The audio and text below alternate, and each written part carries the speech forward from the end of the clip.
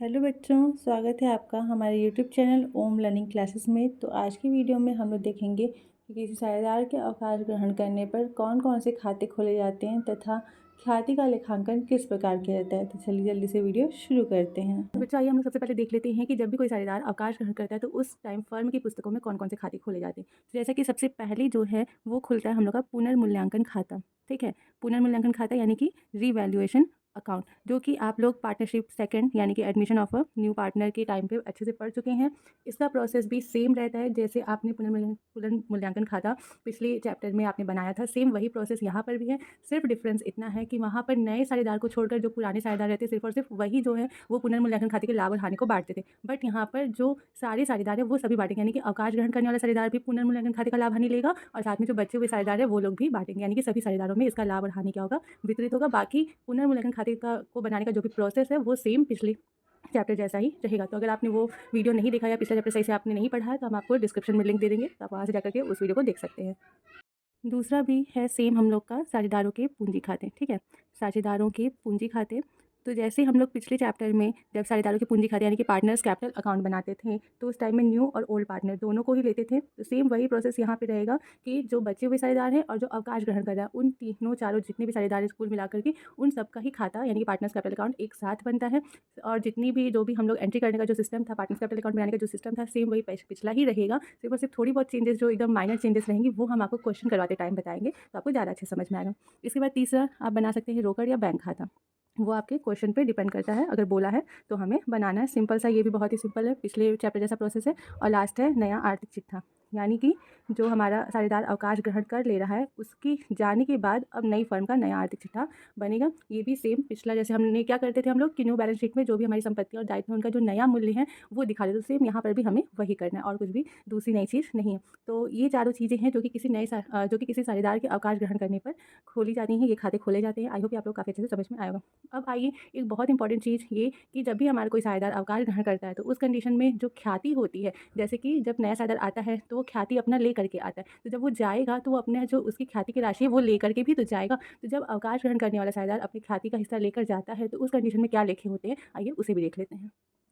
तो बच्चों देखिए, जब भी हम लोग ख्याति के लेखांकन की बात करते हैं, जब साझेदार अवकाश ग्रहण करता है तो सबसे पहले हम लोग क्या करते हैं कि जो साझेदार अवकाश ग्रहण कर रहा है उसको दी जाने वाली उसकी ख्याति के हिस्से का लेखा करते हैं। तो सबसे पहले यहाँ पे जो एंट्री होती है वो एंट्री बनती है remaining partners capital account debit, यानी कि जो बचे हुए चालू साझेदार है वो किस रेशियो में इनको डेबिट करते हैं, तो इनके जो गेनिंग रेशियो, ठीक है, इन गेनिंग रेशियो, इनका जो लाभ प्राप्ति का अनुपात होता है उस अनुपात में इन्हें हम लोग डेबिट करते हैं। और क्रेडिट किसे करते हैं, टू रिटायरिंग पार्टनर, यानी कि जो पार्टनर रिटायर हो रहा है उसे हम लोग क्या करते हैं, क्रेडिट करते हैं। तो to retiring partners capital account, ठीक है, किसमें, with his share of goodwill, उसके हिस्से की गुडविल में।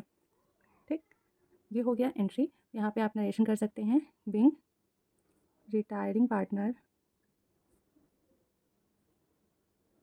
Partners share of goodwill debited to remaining partners capital account. ठीक, वैसे तो आप नरेशन का जितना बड़ा करें कर सकते हैं, बट इतना काफ़ी है।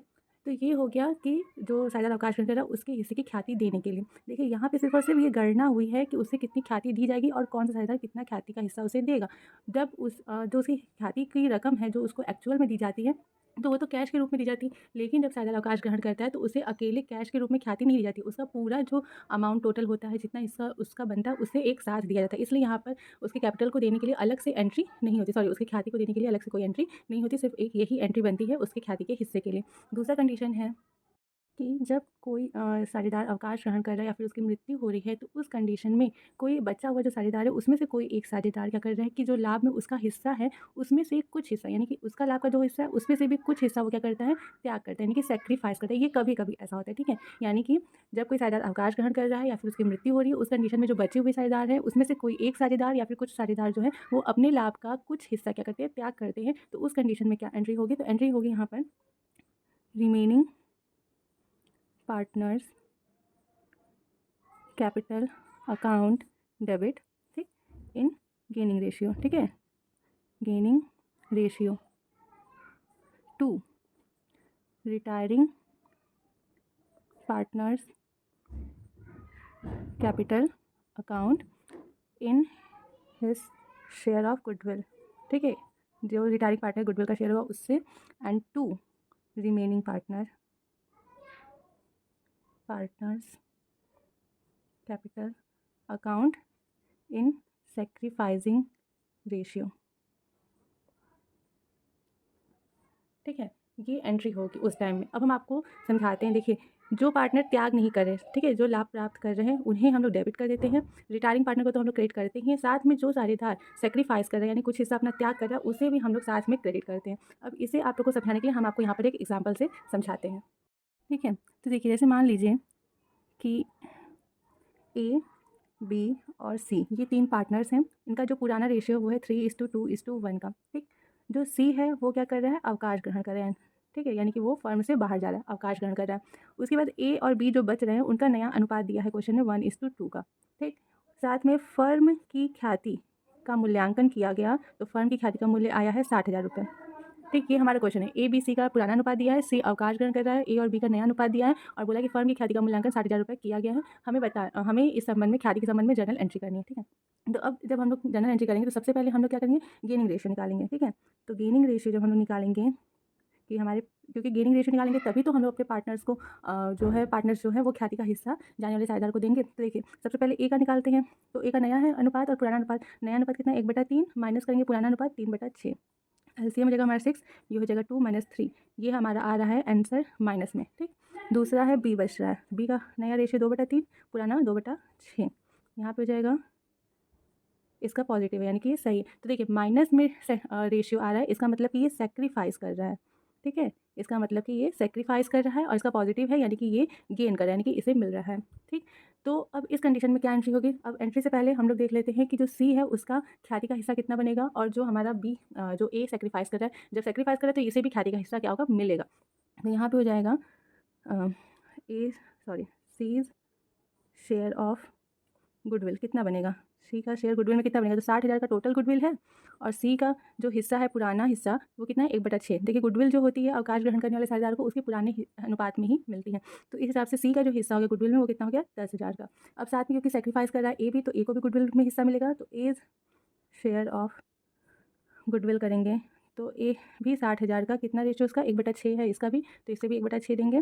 तो ए भी क्या करेगा, 10,000 रुपये की ख्याति लेगा, यानी कि इन दोनों ही क्या करेंगे, 10,000 की ख्याति लेंगे। तो हमारी जो जर्नल एंट्री होगी वो हो जाएगी, क्योंकि देखिए बी क्या है, गेनिंग पार्टनर है, तो हम लोग क्या करेंगे, B is capital account debit. ये क्या हो गया, remaining partner in their gaining ratio.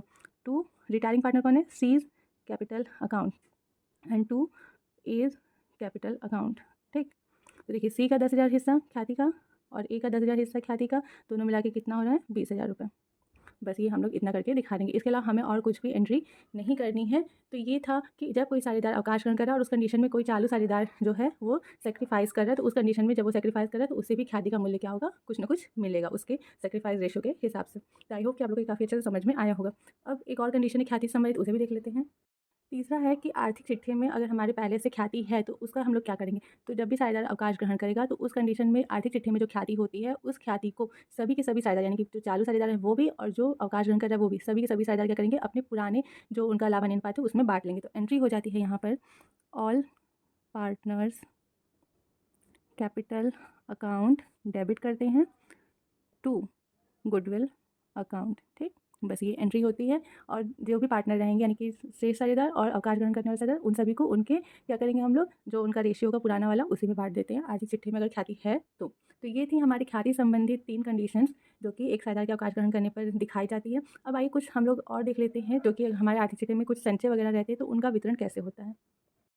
तो देखिए, अगर हमारा जो आर्थिक चिट्ठा है उसका जो दायित्व पक्ष है उसमें कोई भी लाभ हानि खाता है या संचय है या सामान्य संचय या संचय कोष है, तो इन सभी को क्या करते हैं कि जो हमारे सभी साझेदार यानी कि अवकाश ग्रहण करने वाले साझेदार और शेष साझेदार, उन सभी को उनका जो लाभ हानि का अनुपात पहले रहता है उसी में बांट दिया जाता है। ये चीज़ें आप साझेदार के प्रवेश के टाइम पर भी पढ़ चुके हैं। हालांकि उस टाइम नए साझेदार को तो ये सारी चीज़ें बांटी नहीं जाती हैं, इसलिए वहाँ पर सिर्फ और सिर्फ ओल्ड पार्टनर्स में हम लोग बांट रहे थे, बट यहाँ पर सभी साझेदारों में बांटा जाएगा। तो एंट्री सेम हो रहेगी, बस थोड़ा सा डिफरेंस ये रहेगा कि पीएल अकाउंट डेबिट करेंगे और रिज़र्व, मतलब जो भी हमारे क्वेश्चन में दिया जाएगा उस हिसाब से हम लोग उसे डेबिट कर देंगे। रिज़र्व अकाउंट डेबिट और जनरल रिज़र्व अकाउंट डेबिट और reserve fund account debit 2 retiring partners capital account and 2 remaining partners capital account. ठीक है, यानी कि दोनों को ही हमें क्रेडिट करना है, इनका जो भी पुराना लाभ हानि का अनुपात होगा उस अनुपात में। ठीक है, अब दूसरा कंडीशन है कि आर्थिक चिट्ठी की संपत्ति पक्ष पे प्रदर्शित लाभ हानि खाता को सभी साझेदारों के मध्य लाभ हानि अनुपात में बांटना। देखिए, अगर जो बैलेंस शीट है उसमें पहले से लाभ हानि खाता संपत्ति पक्ष में दिया हुआ है तो उसे भी क्या करेंगे, दोनों ही पार्टनर अपने पुराने रेशो में बांट लेंगे। तो बस एंट्री यहाँ पर हो जाएगी, retiring partners capital account debit करेंगे, फिर remaining partners capital account debit करेंगे और 2 करेंगे पीएल अकाउंट यानी कि प्रॉफिट एंड लॉस अकाउंट, जिसे हम लोग को बांटना है। और ये सारी चीज़ें इनके पुराने लाभ हानि अनुपात में बांट दी जाएंगी। अब लास्ट एक और है कृत्रिम संपत्तियों का अपलेखन। कृत्रिम संपत्तियां आपको हम पहले ही बता चुके सेकंड चैप्टर में ही कि जो भी ऐसे कुछ व्यय जो कि काफ़ी ज़्यादा अमाउंट के होती है बट उनका लाभ जो है वो फर्म को काफ़ी साल तक मिलता है, तो इस वजह से वो जो फर्म है उसे अपनी कृत्रिम संपत्तियां मान लेती है। तो जब कोई साझेदार अवकाश ग्रहण करता है तो उस टाइम पे जो कृत्रिम संपत्तियां हैं उनका जो मूल्य है वो सारी पार्टनर्स में क्या किया जाता है, बांट दिया जाता है। तो इसके लिए भी सेम एंट्री होगी, retiring partners capital account debit, remaining partners capital account debit to कृत्रिम संपत्ति क्या बोलते हैं, फिक्टिशियस एसेट्स। ठीक है, जो भी नाम बुक क्वेश्चन में दिया होगा वो हम लोग यहाँ पे दिखा देंगे। तो ये एंट्री हो जाएगी। तो ये कुछ चीज़ें थी, कुछ एंट्रीज थी जो कि किसी साझेदार के अवकाश ग्रहण करने पर की जाती हैं। आई होप कि आप लोगों को ये सारी चीज़ें काफ़ी अच्छे से समझ में आई होंगी। तो अब इसी के साथ हमारा आज का वीडियो यहीं पे समाप्त होता है। नेक्स्ट वीडियो में हम लोग जो क्वेश्चन हैं हमारे एस एम शुक्ला बुक के, उन्हें आगे के क्वेश्चन को सॉल्व करेंगे। ठीक है, तो अगर आपको वीडियो पसंद आया तो please like share and subscribe करना बिल्कुल मत भूलिएगा और बने रहिए हमारे यूट्यूब चैनल ओम लर्निंग क्लासेस पे। Thank you.